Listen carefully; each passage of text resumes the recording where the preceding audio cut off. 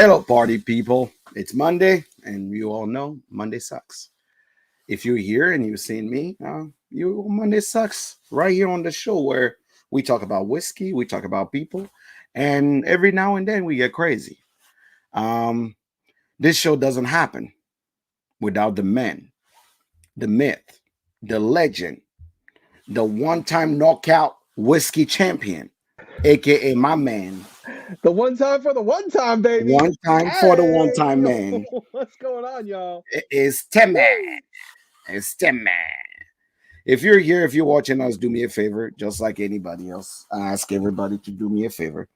Is go in your little Facebook group and tell them that the show is going on. Share, Share, share, share. share. Uh, if you're here, I'm about to tell the people on the Instagram that usually like to follow us that hey, um, the show is happening. The show is happening tonight, but it is happening actually tonight, and it's happening here on YouTube Right or Facebook. So go watch it. Truly, go watch it. now, like right now, right So now. right now, right now. Not right now, but So right now, right now. right now, right now, right now. So if you're on Facebook, make sure you share with your friends. Put in your whiskey group. Remind the people that we are here and we are having a good time. Tonight's gonna be a good show. It's gonna be a very nice show. We have the most talked about whiskey brand in whiskey groups. Distiller on the show. I think it might. Uh, I think it might be. It might have been the talk or two of this show this show, once yeah. once or The twice. if you guys follow us, you know I actually for the longest time talked about how this brand literally tickled my fancy and got under my skin. But just like an adult, we figured it out and we worked it out. Because when I weren't there, I realized we had a lot of miscommunication. And you guys know I came here and clarified that sometime you just have to pass the computer people and go to the people themselves. So when I went and visited, this man I say, hey, I would love to have you to come talk to the people. He's like, absolutely, I'm gonna be here. If you guys don't know him, he is the master distiller of Michters. If you like Michters like me, if you ever pushed a grandma on the street to actually grab a bottle of Michters like me, if you keep too much Michters around like me, obviously, you today get to know who's the person that make my juice. Because when it comes to the whiskey industry, I always tell people that it's easy to judge when you're standing outside, right? When you never actually know the process behind your juice. All you care about as a consumer is always distribution. Hey, I can't find this bottle on my shelf, or I've had this at my friends, but I can't find it on the shelf. How can I find it on the shelf? So, Michters. Dan is here. If you don't know the man, Master Distiller Dan Mckee is here with us, and he's going to talk to us. So let's give Dan a good Monday sucks. You see, he's muted, and then he's the man is muted right now. But we're gonna bring Dan in. There you go. Hey, What's up, there you man? go. How you guys Hello, doing? hello. How's it going? Great, great. Did you know that you are the most talked about whiskey brand in the bourbon industry? Well, I'm gonna go with that's a great thing. So that's Good, bad, or ugly, you take it all, right? yeah, yeah. No, it's very exciting. Look, we're very proud company. We're doing a lot of great things, and it's a very exciting time. Love sharing our product with all the great whiskey lovers out there. So What? So tell us what. Obviously, you work for Michters. The sign on your chest says so. My hat says so. Uh, what do you do for them, and how long have you been doing it? I actually just a few days ago, it turned 7 years with Michter. So I'm a Michter's master distiller. It's very exciting. Also executive vice president of production. So I oversee the production here, along with the team, Andrea Wilson, our master maturation, Matt Bell, our distiller and so forth. But great team. But yeah, just, overseeing the distilling portion of it where Andrea oversees the maturing side. And then, of course, we come together as you saw when you visited. It's it's a great team that, a lot of different skill sets, and we all come together with our goal of putting out the best American whiskey. And speaking of best American whiskey, you guys, how many awards did you get in the last year? I saw like plenty of awards. Yeah, this is where I struggle a little bit. These are the things I should probably learn. I know most recently by Drinks International, we were the #1 most admired American whiskey and #4, worldwide, globally. So, that's a very reputable, award to win there. So we're very proud of that. Absolutely. Absolutely. So, how many SKUs or how many expressions do you guys have out right now? You didn't know you were coming from the tough question. No, exactly. And I hope not to let you down. I always fall back on this, but I am a true production person, and so hopefully I can answer all of your questions. Even including all of the rare limited releases, I believe we're at 18. I know that sounds like a lot, but one of the things that I think we've done very well is, they're not all released every year. We don't want to be a flavor of the month club. And the truth of it is, we're still a small to medium distillery. Whiskeys are, we have allocated whiskeys, and we have to be very careful and thoughtful of how we do it. And, we're working on it. Again, I'll refer to, you got to see us firsthand. We have this cost be damn approach when it comes to quality. We mean it, and we're not going to just release things to release it. So it's not beneficial to us. It's not beneficial to our great consumers, and it's something we stand by. And that's the one thing I've realized in your facility is this a very strict approach to quality, very strict approach to how you guys make your juice. I think you take a big pride into quality control. I can't even imagine how many people are in your quality control team to make sure that you keep. I think the theme that I've realized at Michters is consistency. You guys have a big deal on consistency. Yeah, I mean, if you look, and I'm sure we'll talk through it tonight, we always talk about these 6 key production philosophies that we have. And one of them is that all of our products are either single barrel or small batch. To have a single barrel program, it's very difficult to have, and small batch to us is truly small. There's really no U.S. regulation, so it can still be, just smaller than your largest batch, which could be 1,000 barrels.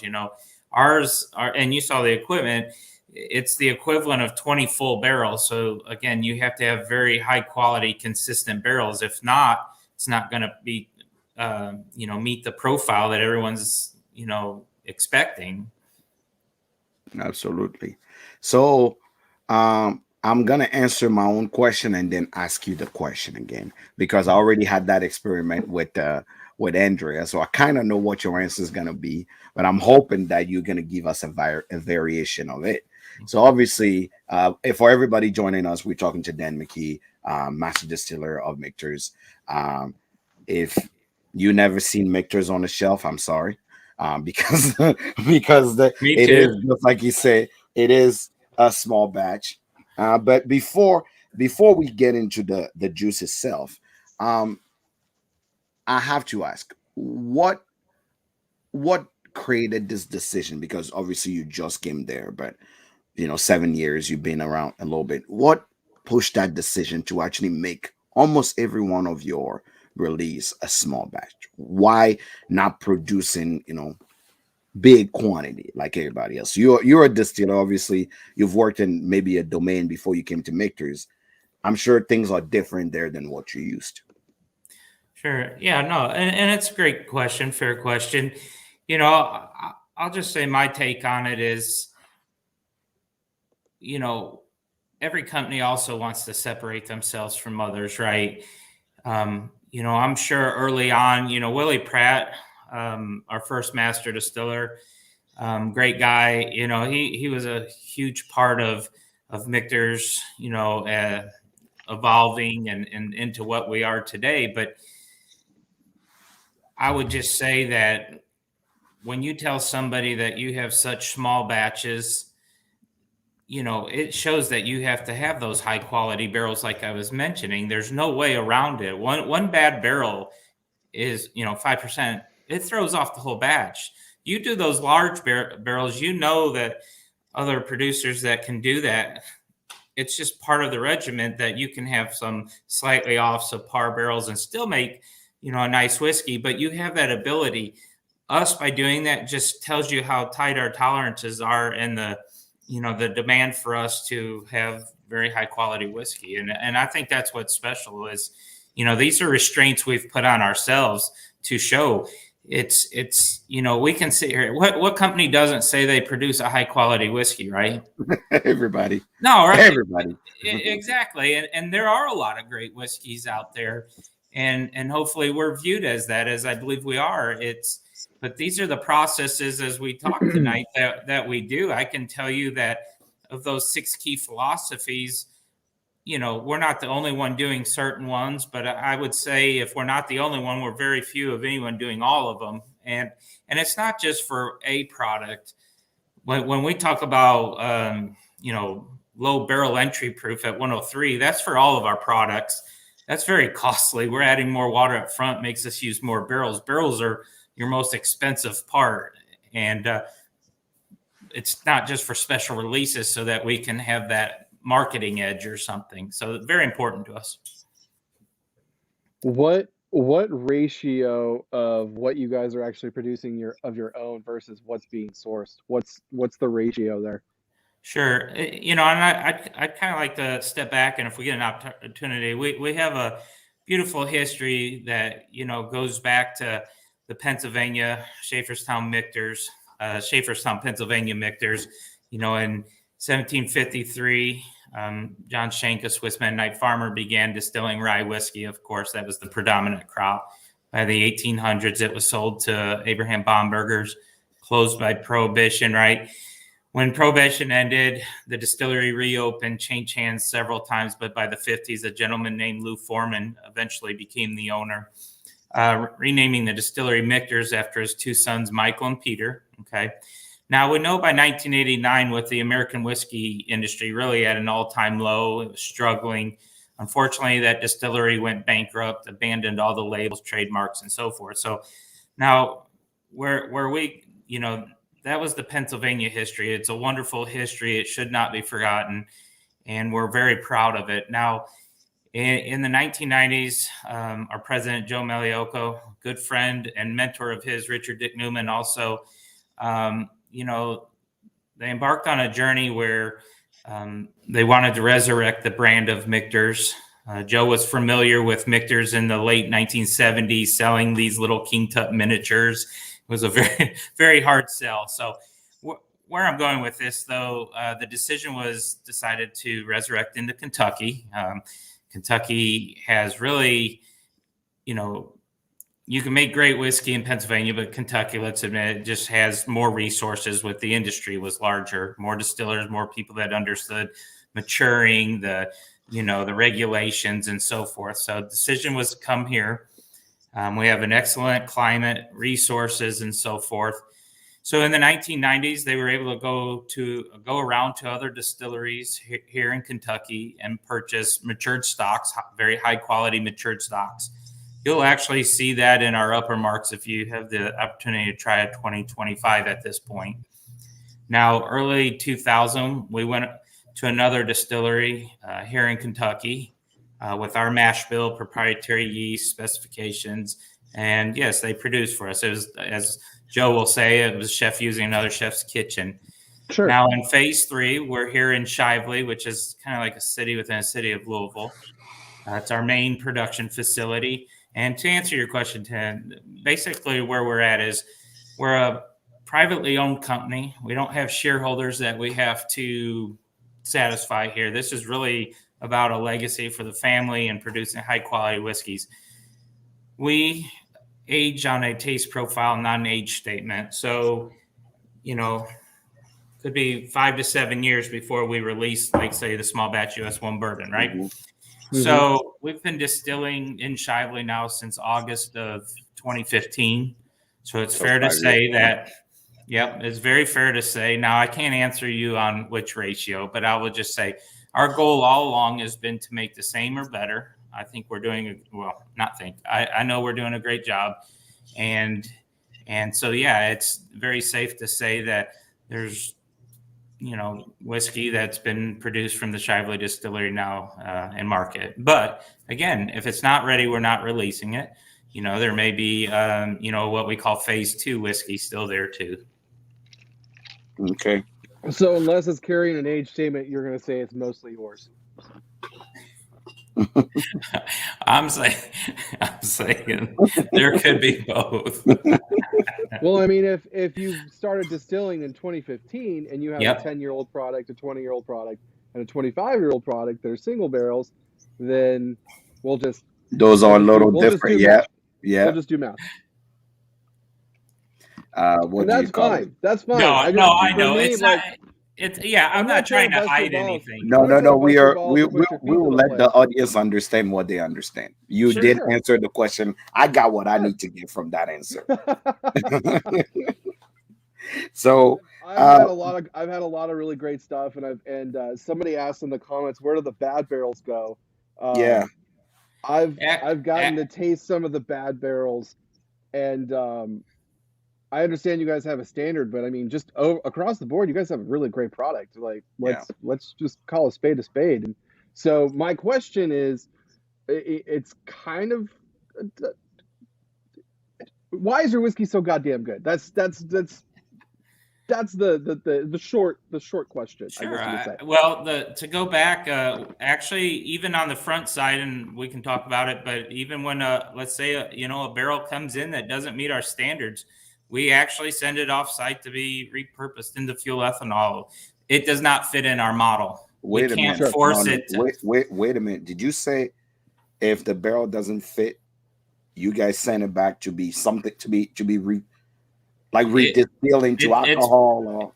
It's sent off site. Yes, it is. It will not be whiskey from that point. As I mentioned, single barrel or small batch, the equivalent of 20 full barrels, you cannot force a barrel into that batch if it is not correct. And that's, part of answering your question. Why is the whiskey good? That's a Michter standard.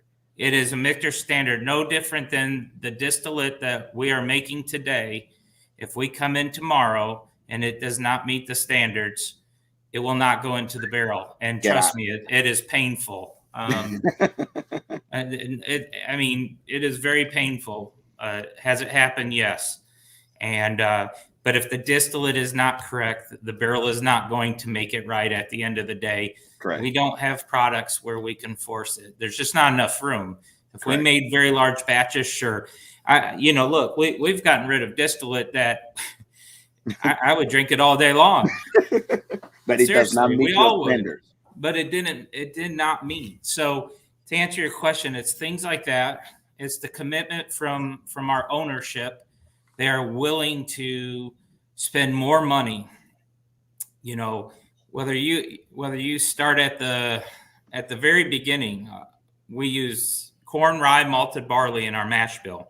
Mm-hmm. All U.S. grade #1, all non-GMO.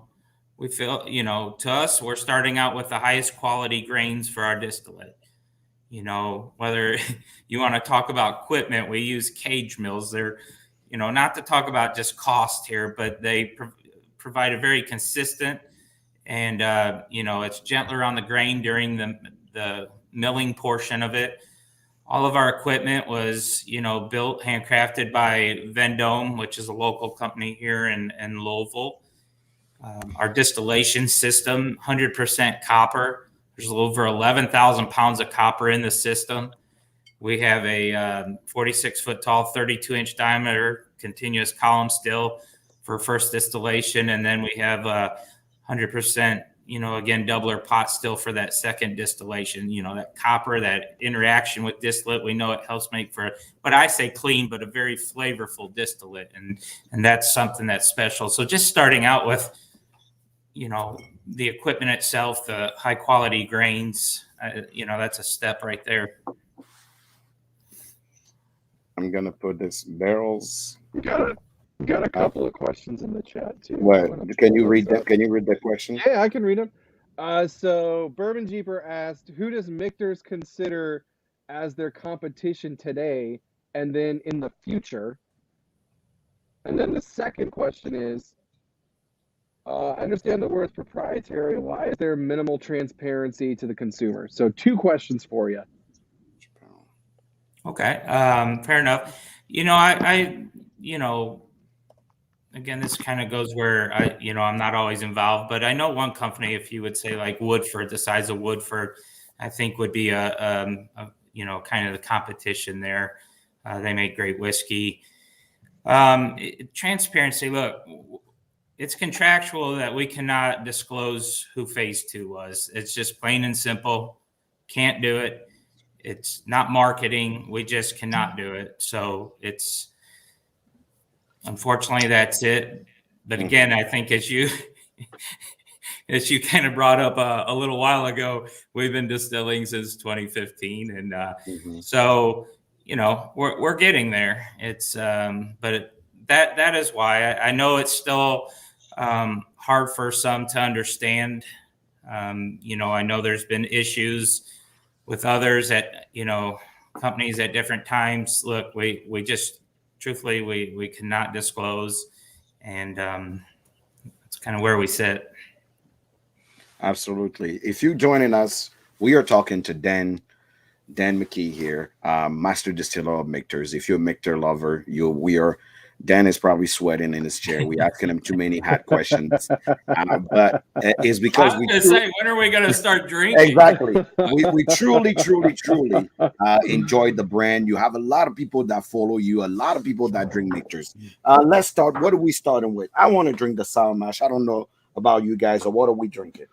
Do you have the sour mash? I'm ready to go, though. I'm ready to drink with you. I have the sour mash. So we've been asking you a lot of questions. About time we drink a little bit. So the sour mash for me was very interesting. The funny thing is, you are the first brand that when I got into bourbon, I saw the word sour mash on your bottle. And for people that don't understand whiskey making and will ask themselves, why is this saying sour mash? Can you put some light onto it as the master distiller? Sure. Why the word sour mash is on each one of your each one of your bourbon barrels all have sour mash. Well, first of all, as if you don't know, that there's the sour mash process, a part of making whiskey, and what that is you're distilling the distiller's beer. Let's say our column still. So as you're feeding the beer, it's working its way down the trays through the still. By the time it reaches the bottom, all of the alcohols have been removed. They've reached their boiling points and carried up through the still. So essentially at the bottom, you have liquid and grains at that point. We actually pump it up several floors, and it goes through a strainer where we collect some of that liquid. Now, this liquid is reintroduced and used in the mashing process. So, earlier I talked about, we take the whole grain, we mill it. So it's ready for the mashing process. In the mash cooker, we enter water and then some of this thin stillage. This thin stillage allows us to use less water, but it also provides consistency, and it helps us adjust the overall pH of the mash. So with the grains, we're using the enzymes from the malted barley to convert those starches to simple sugars, essentially, and they work more efficiently in a certain pH range. And of course, you want to adjust and make the environment more conducive for the yeast versus bacteria per se. So that's that sour mash process. Now, what's really special about this, we call it the small batch original sour mash whiskey. This is not a bourbon or a rye. Corn, the rye, the malted barley are below that 51% needed. But it's also paying homage to Michter's #1 selling whiskey when it was in Schaefferstown, Pennsylvania in the 1970s and 80s. So there's that tribute. That also was not a bourbon or a rye whiskey where you had at least 51% corn or 51% rye. So this one, you know, a lot of people will say it comes in a little bit like a bourbon and kind of exit like a rye with a little bit of spice. It's elegant, 86 proof. I get a little bit of almond in between as it's coming across your palate. Definitely. This is the most common whiskey. That was my first, you know, Michters I've ever had. Really loved it. I've always asked myself why he never been whiskey. Then I realized, oh, it's because he doesn't really fit the criteria of what we'll call bourbon versus actually calling just whiskey. And the taste definitely tells you that. One of the things, obviously, a lot of people have questions about is, and I asked this if you guys were on the repeal. I asked about this before, but I'm sure you, the master distiller, will tell me more. So you have your bourbon, you have your whiskey, you have your bourbon, and you have your rye. Those are the three things you know in your main thing. The question I ask is, if I understand the math right,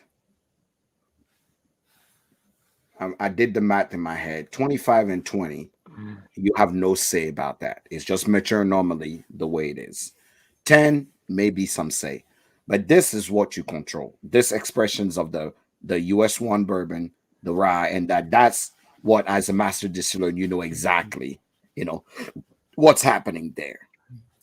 Do you have any decision on making as far as the mash bill? Do you as the master distiller make that decision on the mash bill? Well, yes and no. So you just, how I'd like to put this is, remember when we talk about phase 2 and then phase 3, we are doing those same, you know, mash bills, proprietary yeasts and so forth. Okay. Those are still being practiced today. This is the US1 line is our core lineup, right? It's been very successful, you know, so why would you change? Why would you make a wholesale change? Now, what I do have control of, and along with the team and so forth, is improving the process. It's never going to be about just settling, but why would you change something if it's great? But if you can improve the quality, then that's where Michters really, I think, has been very successful. So, you know, again, working with Matt Bell, our distiller, and Andrea and so forth, you know, there's things that we do. I will just say, you know, starting the distillery in August of 2015, we've learned a lot. We've, you know, we improved processes. We can, you know, generate, you know, first of all, at the beginning to now, our consistency in our distillation is something I'm so proud of the team. You know, we're getting ready. We just added 2 more fermenters this summer. We're getting ready to go 24 hours a day. It's very exciting, but you have to have consistency, and that's something that I definitely have control and can make changes and so forth. So hopefully that answers the question. But no. That does answer my question. So is calling it sour mash more a homage to what the brand was before? Because wouldn't technically all the whiskey be sour mash? Well, I mean, you can have I believe a bourbon with sweet mash, but well, I know, but I mean, there's like a handful of distilleries that do sweet mash. Okay. So, are you guys doing all your stuff sour mash? Yeah, every one of our whiskeys is sour mash. Yeah. Okay. So is calling this sour mash more to pay homage, or I'm asking because I get a lot of questions. I get a lot of questions from consumers. Again, they're like, "Well, I really like what is the difference between sweet mash and sour mash?" Sure. And why is Michters always put sour mash on theirs, but some bourbon will never actually put sour mash on their bottle? Sure. Well, again, you know, specifically for the original sour mash, yes, it definitely paid homage because, again, remember they were not above the 51%. So you can't call it a bourbon or a rye regardless. So it is of the sour mash process. So that's, that was just the name that we elected. But yeah, there's the history of definitely paying homage to it. Okay. Absolutely. And then Jack was asking what the difference between sour mash and sweet mash is. No, I was just saying people will ask that same question. I know it, but you feel free. You're a master. I know. I know too. Great question though. It's our viewers have questions, so I'm just trying to knock off some questions as we go along. Yeah, no, great. The sweet mash is just another mashing technique. You got to remember, I will sit right here and tell you there's a lot of great whiskeys out there, and a lot of great bourbons, a lot of great rye whiskeys. As we all may be making a bourbon or a rye, we go about it differently. So there's different mashing techniques, and so forth. But yeah, one option in mashing is to use all water and not, reuse, the thin stillage. Now, why I have not, necessarily had a lot of those per se. We prefer this method, and to me, I'd say the majority of them out there there's a reason we do sour mash whiskey. It helps, and have been doing it for a long, long time. It makes great whiskey. So absolutely. So I mean, it is. I'd like to put it in the sense of making bread. People have a starter, and some people make it from scratch. So it's like just making bread. Sour mash is like having a starter where you know exactly what consistency in what you produce. Sweet mash is like starting from scratch. You don't know how it's gonna go, but you know exactly what you are making for that day. Yeah. So. And like I mentioned, there's a when you just go all in with water, your pH of that mash is much higher. Like I said, there's a pH range that the enzymes from the malted barley. We don't add any additional enzymes outside from what's provided by our malted barley, which we're very proud of. And there's a specific range that we want that pH to be in. So it's for us it's very important. But yeah, it's. Now let's talk about this new thing you guys are putting out there. What is making Michters actually more revolutionary? This toasted thing you guys started. Now we all know, obviously, let me get on my soapbox for a moment and bitch about it. That only probably the 1%ers of the whiskey are the only people that can calmly look at you and say, I've had Michters 20 and I had Michters 25. But us, the low 99%ers can scream on top of our lung that I've had the toasted because I'm so cool. I've had the toasted. So tell me about the toasted, because I will tell you right now, number one whiskey right now that people are raving about this year, and I'm sure it'll be in the list of my favorite whiskey of 2021, is this thing right here. This thing right here is what everybody's raving about. Yeah. So the last time you guys did it was in 2019, I believe. For the bourbon, it was 18. Actually, bourbon was this year, released in September. We've done the bourbon, and very first time was 14, 15, 18, and now 21. Okay. We've done the toasted barrel finish rye, and that was at barrel strength. And then in 2019, we have done the original sour mash toasted barrel finish, and that had a different, toast profile to meet that elegant whiskey. But right, yeah, so it is something we're very proud of. I love this. This one is, well, all of them, but the bourbon, the brown sugars, the toasted campfire marshmallow, it just comes through. So what this is, and yes, I know it's limited, but that goes back to we're gonna get some people irate, but this right here obviously is probably the most looked for whiskey now in the last quarter of 2020. Everybody want to try this. Sure.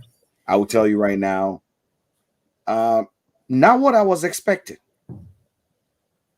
I know you can't say anything, but would you say this will be phase 3?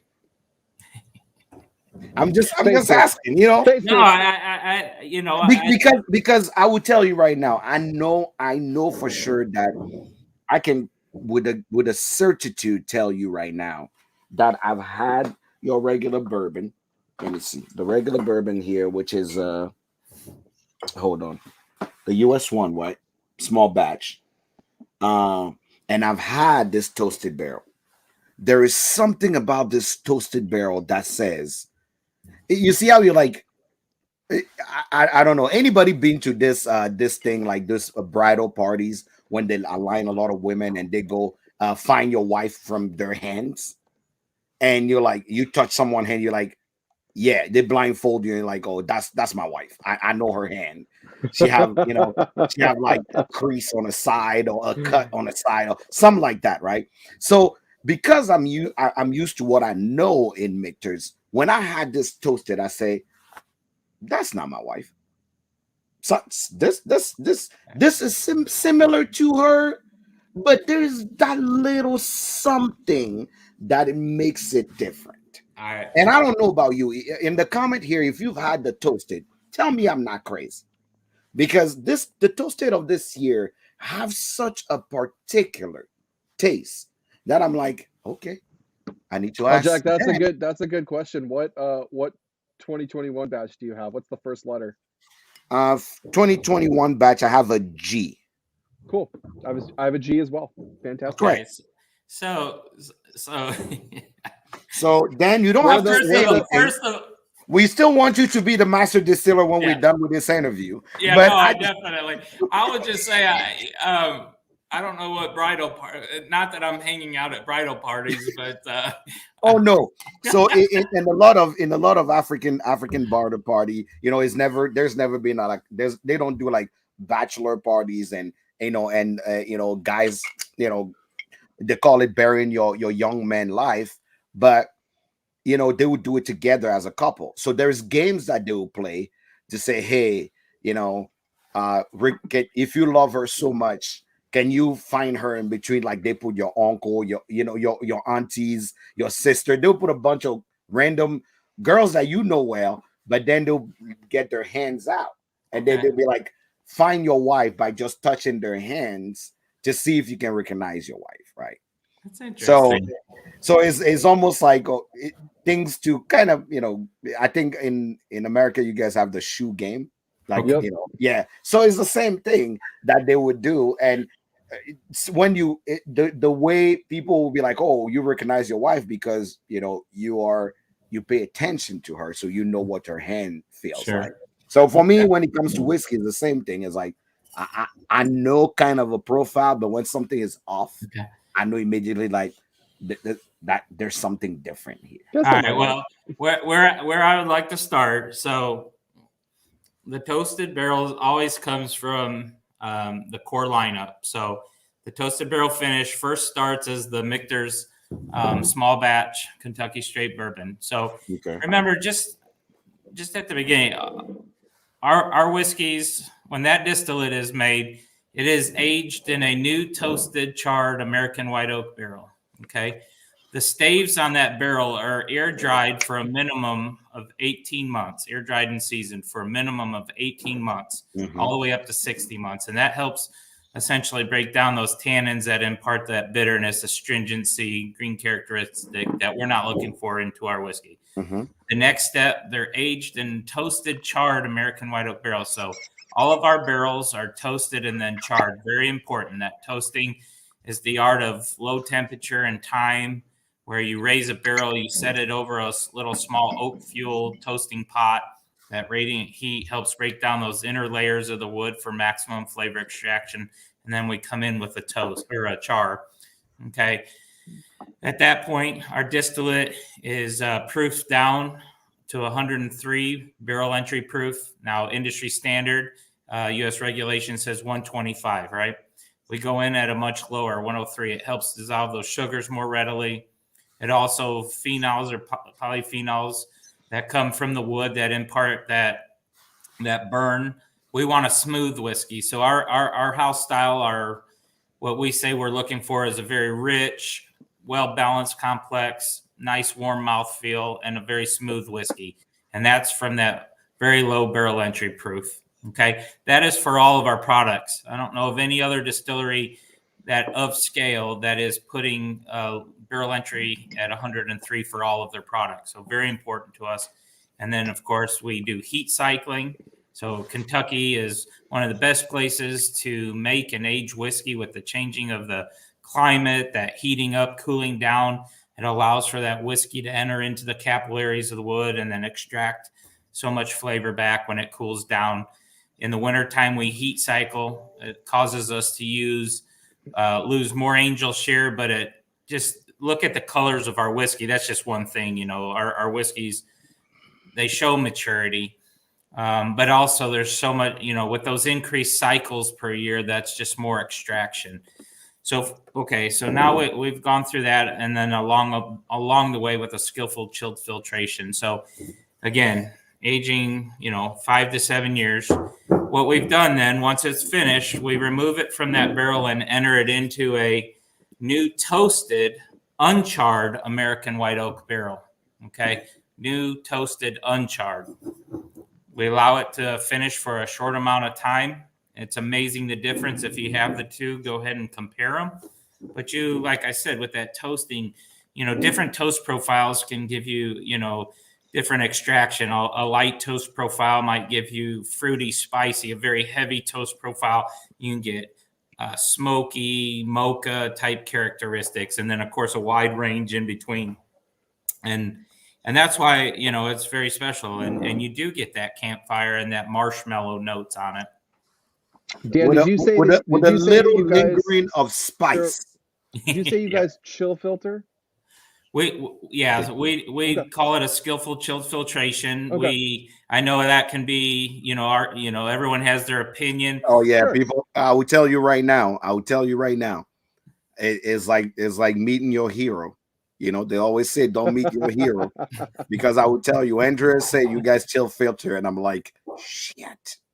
Look, we have, I know, but you enjoy our whiskey, so that, you know, that's what I'm saying. It's like Yeah. it's like finding out your favorite candy is made of something else. You're like, what? This is not almond. What you mean it's not almond? and again, just one last time, you know, it goes back to, we're very proud of everything we do here. And you know, we're very proud. You know, this is the part where we are transparent, and you know, the skillful chilled filtration. Each one of our expressions has a different filtering protocol. This was something even Willie Pratt worked on extensively with, you know, with the team, and Kyle Lloyd, our director of R&D and so forth. Back in the day, there was 32 different test filtrations on each expression to determine what was best, what the best represent. The better way to filter. Yeah, I mean, yes, the chilling down, of course, you help remove that chill, haze, and flocking. Of course we have, but different types of filtering media. I mean, you adjust the pressure, the amount of time, the amount of membranes, and things like that. You can greatly affect the taste, the profile, the color, so on, that mouth feel, the texture. It's very important. As you can tell, for people that love unchilled beer, say, so the whiskey could be better. So that is the one thing I always say, because I will tell you right now. So now let me ask. So guys, something cool about Michters, and I know they like consistency, but if you ever get on a tour there, something cool is the Fort Nelson ride. If you go, you can actually do the tour and actually pour yourself your own, you know, bottle of Michters and his register and whatnot. Before he gets into that barrel that we pour out of, do you guys chill filter it? That Fort Nelson one, that Fort Nelson ride. Yeah, everything. Dan, I don't want it. I don't want it anymore. What happened? I know, but let me guess. You don't want it after the bottle's empty. Let's go exactly. With that, right? I'll return the bottle back to you. I can't do this. One more question. One more question on this, and then I'll totally drop it. I promise. Okay. The stuff that's barrel proof, is that also chill filtered? Yes. Okay. Now I will agree, because coming from the word of Scotch, it's something can be castrant but still be chill filtered, because after, castrant just said that it's from the barrel, but while it's getting out of the barrel, they can still filter it to give you the whatever it is that it is. So no, I think this is a great topic. I mean, I'm probably obviously a little biased about this whole thing, but I'm going to be honest with you. If you give me a non-chilled filter whiskey and it's good, I have no problems with it. To me, it's about enjoying the best whiskey. That's why I don't always buy the argument. Now, look, one of the things that we also, and you can have a high proof whiskey still have chill haze and flocking. Let's just be clear. But you got to remember, and different than the Scotch industry that's using used barrels that can use them over and over and over again, we are using a brand new, and for Michters, a toasted charred American white oak barrel. There is heat cycling and all of the things that we do in between. There is so much flavor extraction. Okay. Some will use this analogy of the tea bag. The very first time you use it, how strong, right? Second time, a little diminished, so forth. So to us, we are using that very first time. And then with that, not to go into the chemistry, but you have large chain compounds, small chain and so forth. We want to create a balance. There's a lot of beautiful aromatics that will be covered up if we did not, those fruity, maybe esters and so forth. So this is a way for us to create a well-balanced whiskey in the eyes of Michters.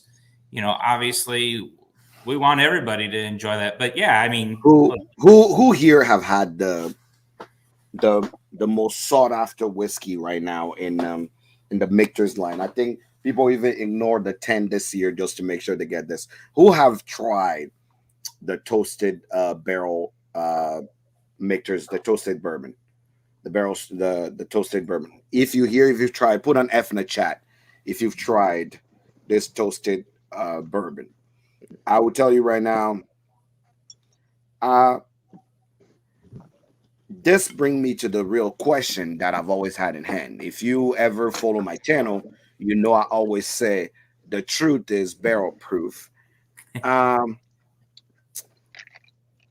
Is Michters planning to have a barrel proof whiskey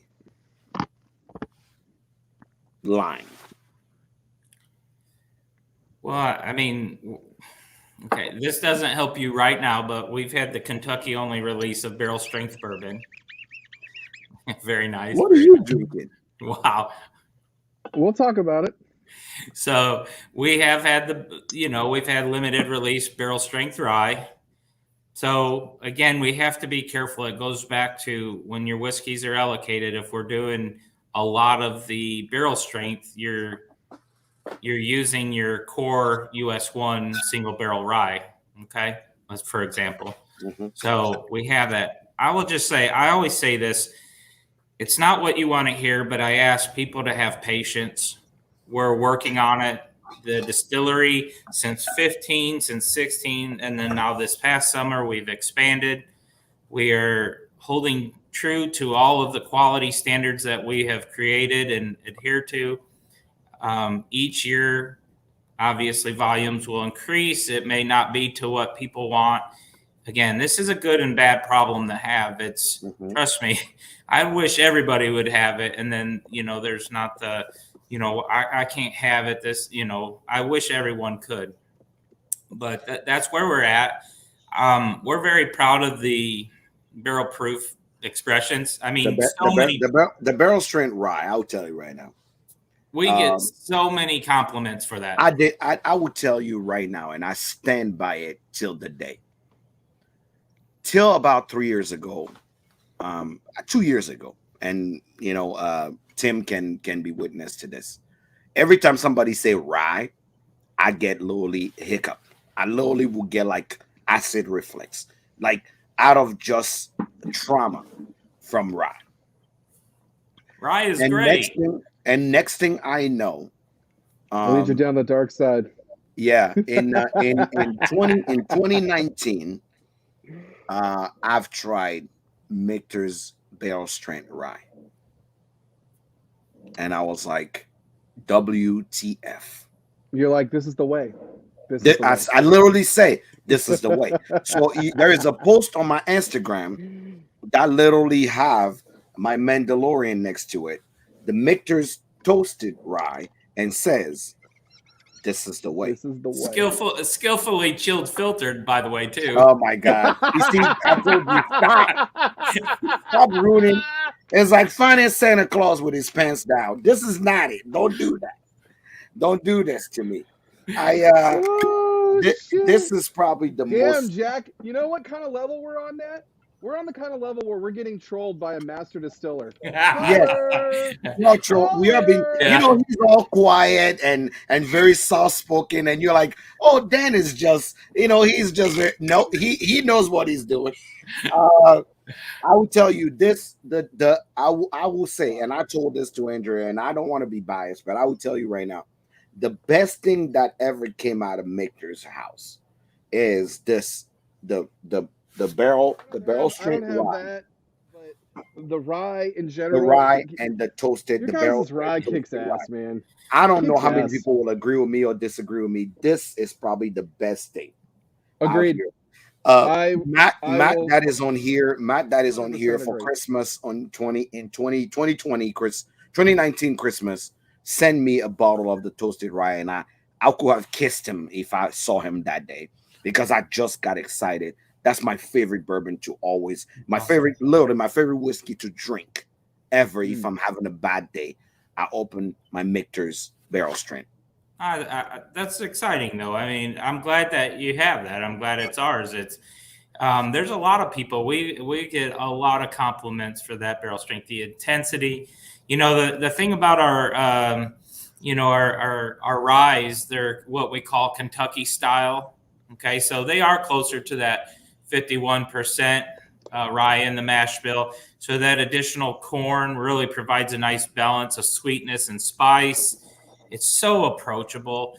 Look, I joke about myself. I am not a bartender. I let the people that are skilled do their craft. But I love when I get to go out and market and meet people, and they're like, I love using your rye in a cocktail. It plays so well with so many other high quality ingredients. And then I can't tell you how many people I've run into, like, I never liked rye, or I never thought I'd like rye, and I tried your rye. Look, there's some nice ryes north of the river here into Indiana, but we know that they can be the high ryes, very bold, very spicy, totally different profile. Ours, that sweetness, it's very approachable. I love it. It still have all the characteristic of a rye. So, is it safe to call this what I like to say is a Kentucky rye? It has some corn in the mash. Kentucky style, yep, exactly. It does have a corn and also have malted barley.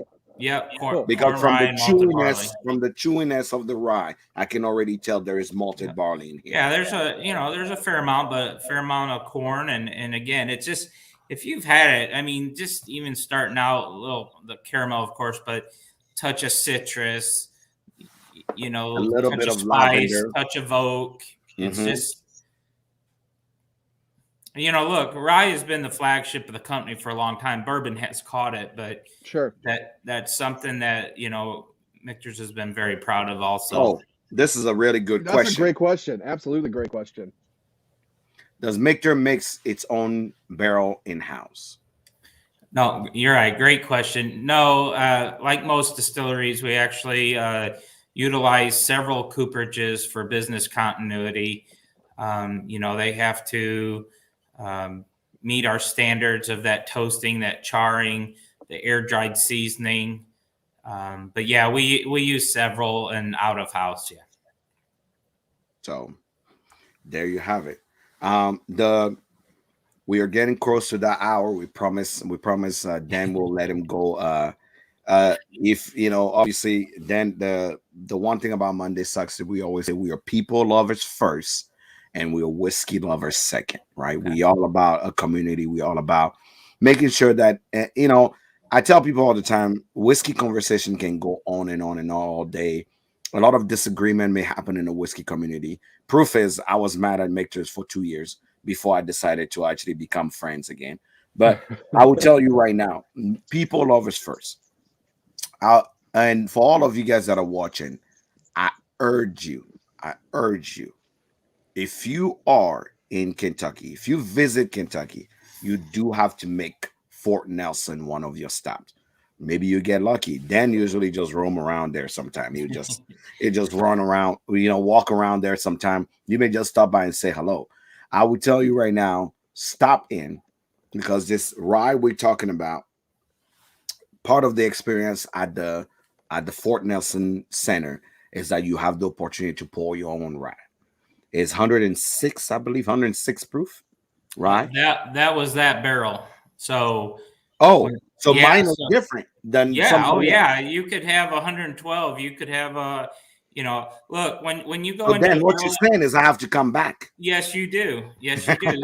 When you go into the barrel at 103, our warehouses that we're building are 4 stories high to keep for consistency with that heat cycling. I'll just say that when it comes out of the barrel, it's somewhere around 110, even 112. Now you're going to see some 8s, even a 6, as you just mentioned. But I saw a 116 the other day that kind of surprised me. But if you think about this, we had more water up front.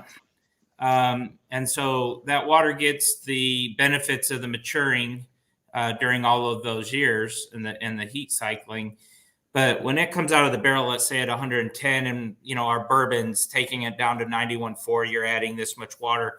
When you go in at a higher proof, 125, you're coming out somewhere excess of, like, say, 137-ish or so. You're adding almost 50% water at that point at bottling time. That is why Michters is so rich and flavorful, and something that we stand behind. I will tell you right now is you do have to visit Fort Nelson. Let me do one. Can I do one plug? Look, if you do get the opportunity to come to Fort Nelson Distillery in downtown Louisville, we're across from the Louisville Slugger Museum and down the street from the Fraser Museum. What's really cool, it's a beautiful old building built in the 1890s. We purchased it in 2011. It needed major construction. It was in such disrepair. We've reclaimed the wood, windows, so forth, historic project. But what's really special, of course, as you said, the people, because they add to the whole experience. But the distillery itself is an actual working distillery. We have the legendary pot stills that were handcrafted by Vendome and originally from the Schaefferstown, Pennsylvania Michter. So they are, along with 3 cypress wood fermenters, in service producing. One day it possibly could be a Fort Nelson, product. And then also on the second floor, we have the bar at the Fort Nelson. It's a beautiful cocktail bar. Cocktail historian David Wondrich helped curate part of the menu. And then our very talented local bar team also created the other half of the menu. All kinds of cocktails using different spirits and so forth. It's not just something with bourbon or rye. They're using, our, different spirits. So anyways, very special. Would love to have people visit. So thank you for the one plug there. You do need to block. You need to go in and already put your, book it ahead of time. I will tell you right now, a lot of people come in there. For sure, book it ahead of time. Everybody like to come. But even if you don't go there, I will tell you one thing. What makes Michters actually Michters is the genius behind it. I don't know it because you guys are family owned, but if you want to have a good time at a bar, okay, I'm talking have a good time at a bar. It's not a tasting bar. I'm talking about cocktails. Tasting bar, go see Tim here at Evergreen in Kentucky. You'll be fine. But we're talking about crafted cocktail that will make you reconsider your whole life. Is the Michters bar. Agreed. Thank you. They have 12 or 13 core cocktails that are handcrafted specifically to make you go and slap your mama and go, Mama, why didn't you put this in my bottle when I was growing up? Y'all have this cocktail that's made with mezcal, and it is my God. That's what I'm saying. They don't their bar doesn't just stop to Michters. That's people would think, oh, I'm at Michters, so no, you don't have to drink that. The bartenders are so talented. I mean, we're talking about, I went there, I had 7 cocktails that we were trying, and each single one is like, you see how you go like, wow, yep, wow, wow, wow, and you're like, why can't I stop myself from saying wow to each single cocktail? Is just that good. So I'll tell you right now, Dan is great because he distills stuff, but you have to want to go there and really experience what Michters is about. And then before, go ahead. I was just gonna say, like I mentioned earlier, it is definitely a craft. They're doing beautiful things down there, and because I always laughed when they were building the Fort Nelson and the bar, and they started talking about an ice program and so different types. We've got they cut ice in cubes and make these for like the Boulevardiers, these crystal clear round balls. It's just, I started laughing. I didn't know you could have so many different shapes of ice for your cocktail, but it is really cool experience. No, it is for all of you guys that are here, obviously have a lot of questions, but I will tell you what I know, and you may agree or disagree with me. Don't talk from outside of the club. Don't sit outside of and judge it. You can't even get in. What I would tell you right now is you need to make sure that you go visit, do like me, right? I walked there and I saw Andrea and I saw Vicky, right? I walked to Vicky and I said, Vicky, I'm mad at Michters. Literally, that's literally what I said. I said, you guys are the worst, and I'm here to tell you that. And she said, I'm sorry to hear that. Tell me what happened. And then I'm like, what? She's like, tell me what happened. And I talked to her. And when I walked out of there, I was the one apologizing to her for walking and saying I'm mad. What I'm trying to say here is that things seem a certain way outside because you're a consumer and you only see things on the shelf. I dare you. I double dog dare you to go there and visit. You'll be surprised. The people behind the product will give you a new perspective on the product. Today I'm wearing a Michter hat. You see me drinking out of my Michter cup. Thanks to Vicky. That's how I had this cup, by the way. She's like, you need to drink out of a Michter's cup. And I said, okay, I will. But I wanted to remind you that you need to go to Fort Nelson and go visit. You would thank me later. Absolutely. But we have a tradition on Monday Sucks before we let people go. The tradition is you have to come here because we are people lovers first and whiskey lovers second. We get all our guests to tell us on this Monday Sucks, give us one advice that does not suck. Well, this is outside my wheelhouse. I'm not a person that something that you heard from your mentor, your guru, something you would tell your kid. That's the one I'm going to use. I've got a wonderful son,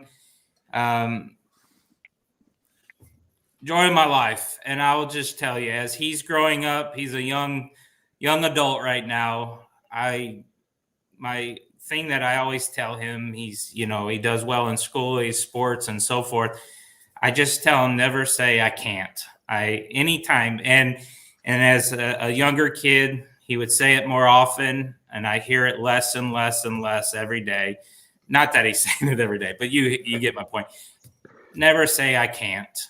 And that just means whether you personally can't, then you ask for assistance, or there's so many great people, but have a positive attitude, work hard, and just never say I can't, because we all have it in us. I'm gonna put it out here for you guys to see.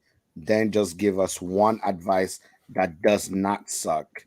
He said, never say I can't. I'm gonna save it here, and then we're gonna display it. Here is his advice that does not suck. Never say I can't. If you guys are sitting here and you believe that you're about to give up, you believe that your things are getting tough. And I posted something on my Instagram yesterday saying that no one is going to come for you. No one is going to be there and applaud you when you're working hard. No one is going to actually come and save you when you're hurting and trying to actually accomplish your goals. This goes very well with what Dan said. Never say I can't. Never say I can't. I will and I can. I will and I can.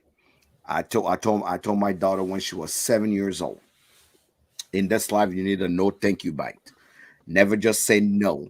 Never just say I cannot try. Never just say I can't. You need to give it a thank you bite.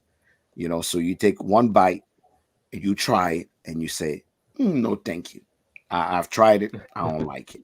So I want to make sure y'all understand that this is a no thank you bite theory, and I agree with you. Never say I can't. So I love that advice. Advice that does not suck is never say I can't.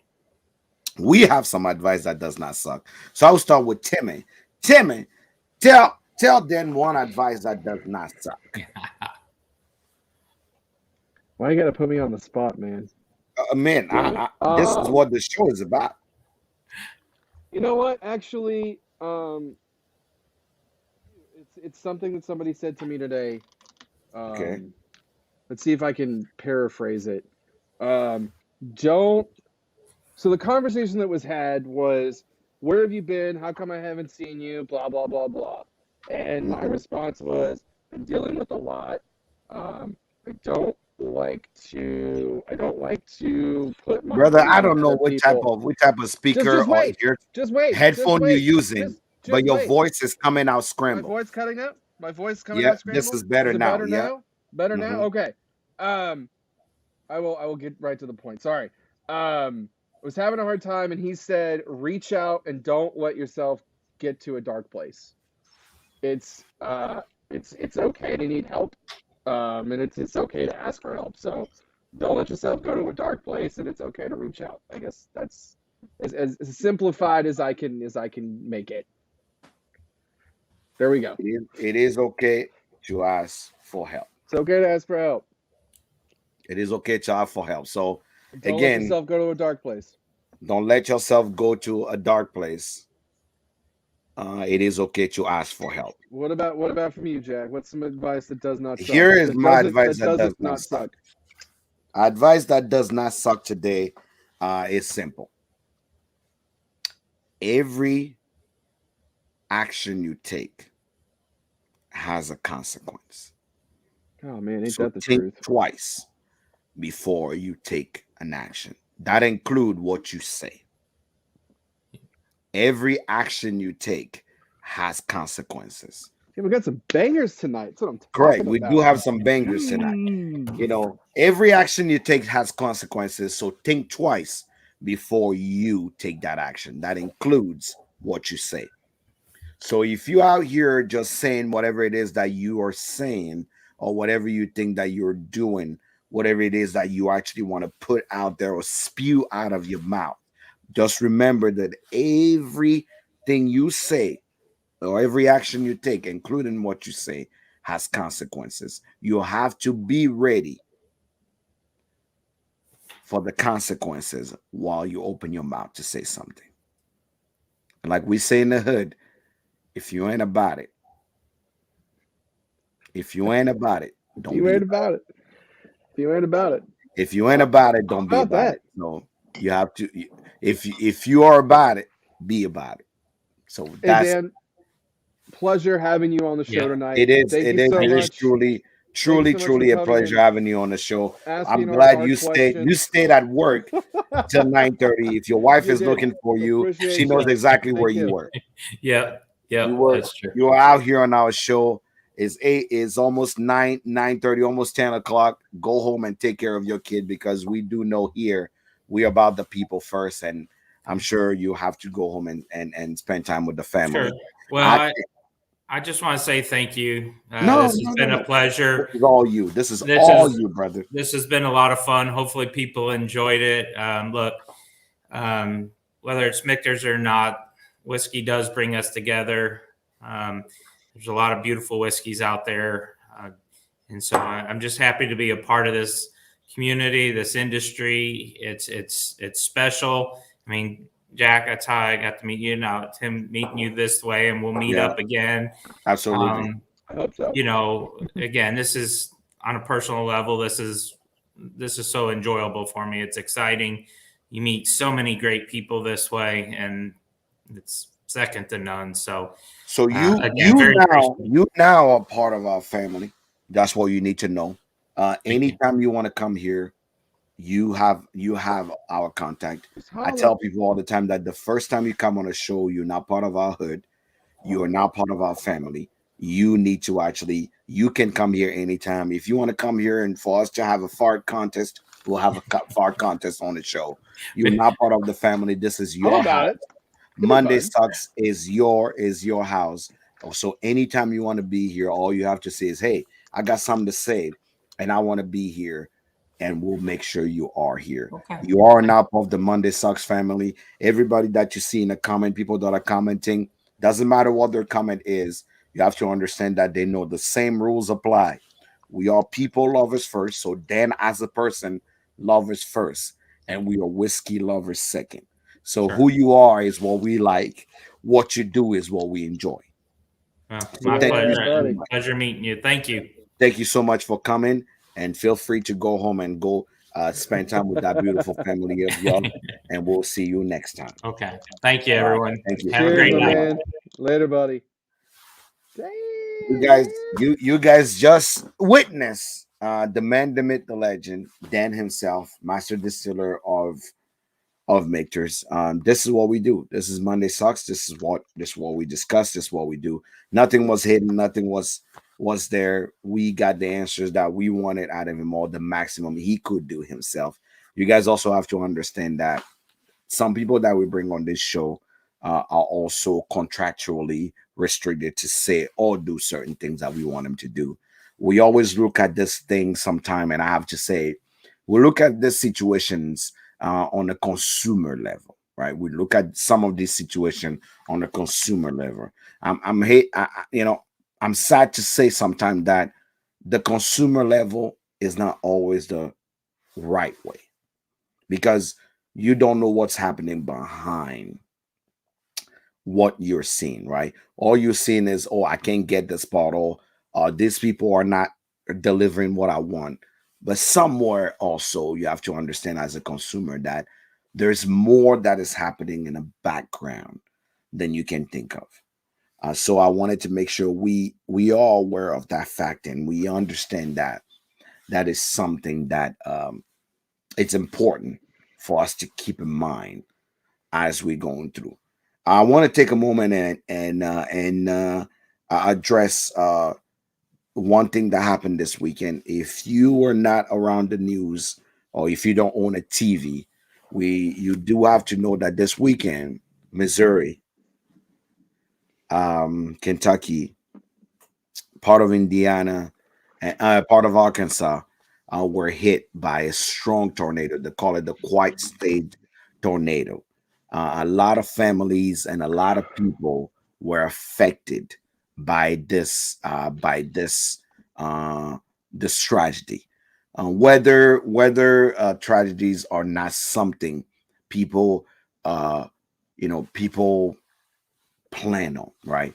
That's why they call them nature or natural disasters, because this is something no one planned on. These people went to bed on Saturday thinking they're waking up on Sunday, and next thing you know, they are destroyed by this weather. So I want you to keep those families and those people that are helping in your prayers. If you're on my Instagram, or if you are on Tim Instagram, or Matt here, Bourbon Jeepers, that you guys are seeing a comment on YouTube, was helping with Morgan, Tiffany, and I forgot the other ladies, Pixu something. They're doing a fundraiser. They raised about 22,000 with the Red Cross. I will tell you right now, as you are being on the industry and being part of the community, make sure you do something to help. If you're donating, if you bring in toilet paper, if you bring in clothes, we know that supply chain is affecting a lot of people. Supply chain is a big deal now in America, and a lot of things are not coming. If you have toilet paper, if you have anything, I personally, and I will say this, is I'm not a believer of big organization like the Red Cross and that, because I don't believe they really, the money that you're giving is helping specifically to that disaster. So if there's a lot of local organizations that are there that are taking donation, go on Tim's Instagram, or go on Bourbon Jeepers Instagram, all the people you follow on whiskey, somebody posted something, and make sure that you actually do what you can to help. Venmo, Cash App, PayPal, or if you have goods, if you live in the Indiana area, in the Kentucky area, in the Arkansas area, in Missouri area, make sure you donate to those people that need it. And now this is our time to show as human beings. Now we are not just about flexing bottles and showing how big our dicks are on the internet. We are solely about people. So if you're here right now and you are listening to me, go try to see how much you can donate, how much you can help with all these families that were hit by this quad state a disaster. I know in Kentucky, they're doing something tonight with industry night at Silver Dollar in Kentucky. So if you live in Louisville and you can go to Silver Dollar tonight for industry night, people have donated bottle, so donation can come and people can take goods down there. We have our friend also, the Toasted Sarah, or Jolie, online, that actually also are doing a lot of event to actually help as well. I believe 23,000, like Stan just mentioned, was went to the Red Cross to be able to help also in those effort. So remember, a lot of people, a lot of family, a lot of your whiskey friend may have been affected right now. Just make sure that you actually go out there. The question is not how are they doing. The question should be, how can I help? And that's what the question should be all time. How can I help? How can I help? How can I help should be the question. So if you here right now, do me a favor, make sure you find a release fund, a local relief fund, to be able to go out there and help people that are victim of the Quad State. A whole city was wiped the fuck down, literally was wiped the fuck down by this hurricane. Tragedies happen all the time.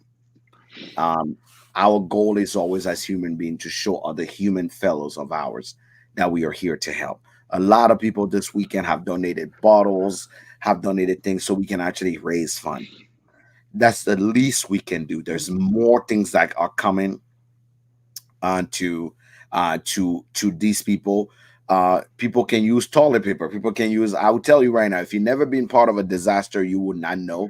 But I went without power for a week, and I thought I was about to die.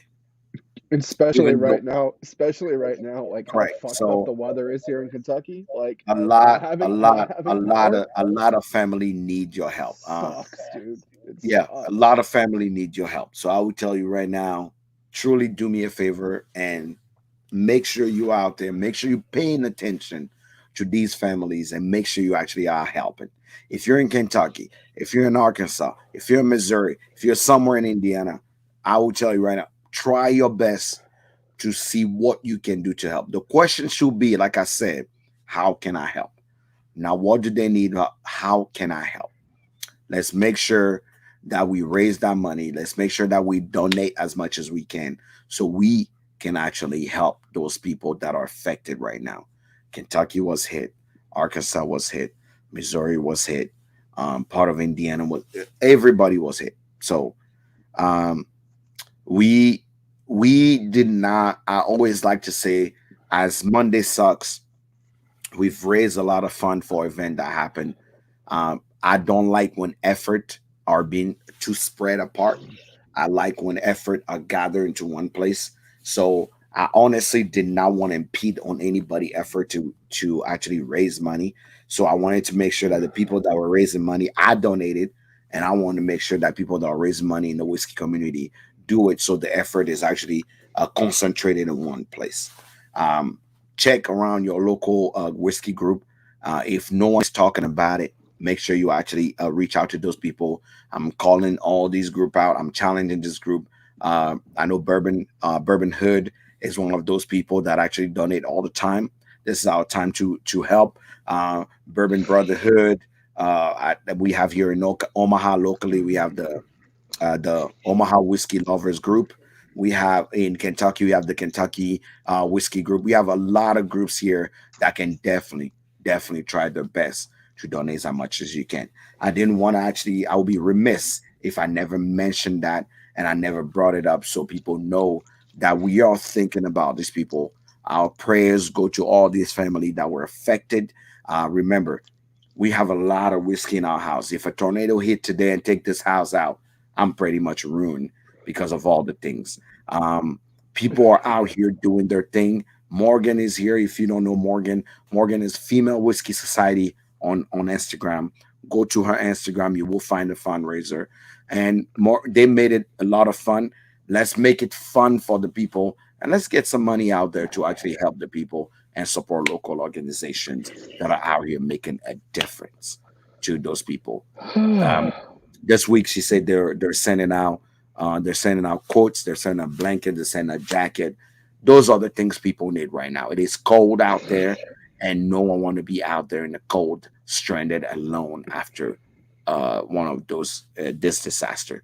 So for all of you guys that are actually out here making a difference and helping, I want to take a moment and thank you. Thank you because you're doing the Lord's work. Thank you because you're actually out here being selfless and helping others. For people that are out here just taking their time and time out of their day to help others in need, they say real grace and karma come back to people that are selfless. So for all of you guys that are doing the work, I just want to make sure that you understand that we are with you in heart and we are with you in spirit. Take your time, and if you need anything, like Tim saying in his advice that does not suck, don't be afraid to ask for help because we will do whatever we can to help. Anything else, Tim? Now that I'm done off my soap opera. I just want to say one thing, and just because just because you don't see somebody doing something for this doesn't mean that they're not doing something locally. Like, don't don't fall victim to, oh, they're not doing anything on social media, so they must not be doing anything. Like, that's none of our fucking business. Like, all we have to worry about is what's in front of us and whatever we can do to the people that need our help. Don't worry about what anyone else is doing. Like, it's not about you and me. This is about all the people that are displaced and have nothing now. Like, they literally have nothing. So let's not make it about us. Let's make it about the people that really do need stuff. That's it. Okay. So just remember, you can help people out there. Just do your best. A lot of things are happening in the background. I do the best I can. There's a reason why I'm glad we didn't do this show on Instagram.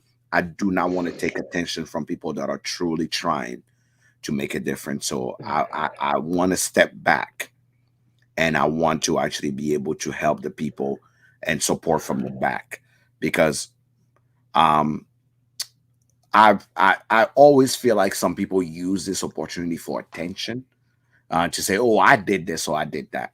The objective of actually helping is being selfless. So I will tell you, if you're not seeing someone showing up, if you're not seeing somebody doing something, that does not necessarily mean, like Tim said, that they're not doing anything. Some people are helping locally. Some people are packing food at the local store. Some people are organizing brands. Some people are emailing and calling people that own brands to say, "Hey, go on this live and go donate. Go here and help other people."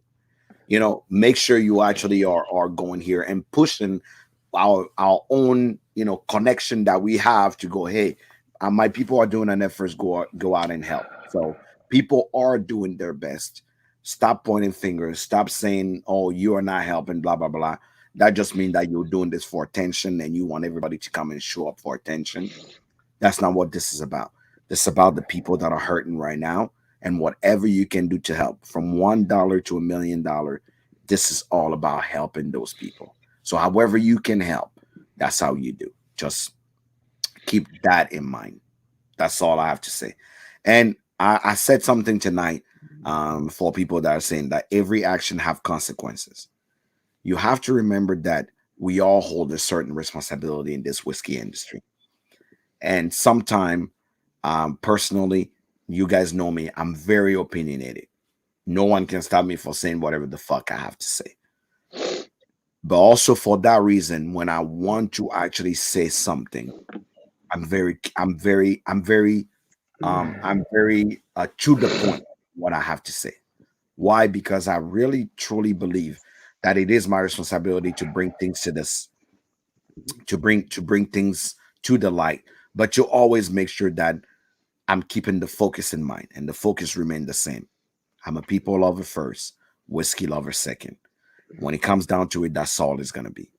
I'm just gonna tell you that right now. Every dollar matter, everything matter. This is not about you. This is about the people. On that note, Tim, do you have anything else to say before we close the show?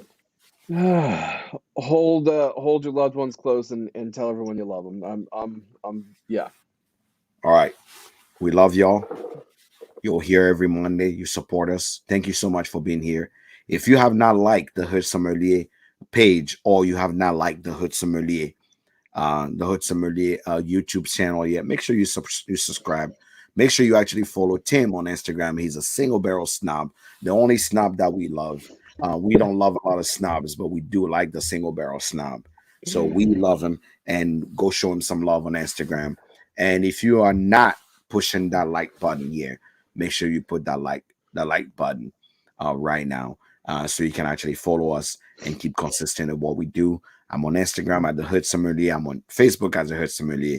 And if you actually feel spicy, make sure you actually follow me on Patreon. Become one of our Patreon, so you can actually have access to our barrel picks. And like this week, I'm sending out things to people: hats, t-shirt, cups of the Hood Sommelier that you can have with you. Is patreon.com/hoodsum. That's all it's about. Guys, thank you so much for joining us today. We can't thank you enough. Thank you for being here. Thank you for always supporting the brand. Thank you for supporting Monday Sucks. We will see you next Monday. And next Monday is going to be a hell of a show, because we are traveling to Texas.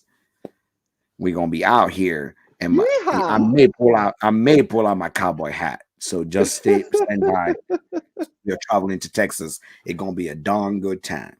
So to all of you guys here, thank you so much, and we'll see you next week. On that note, we're out.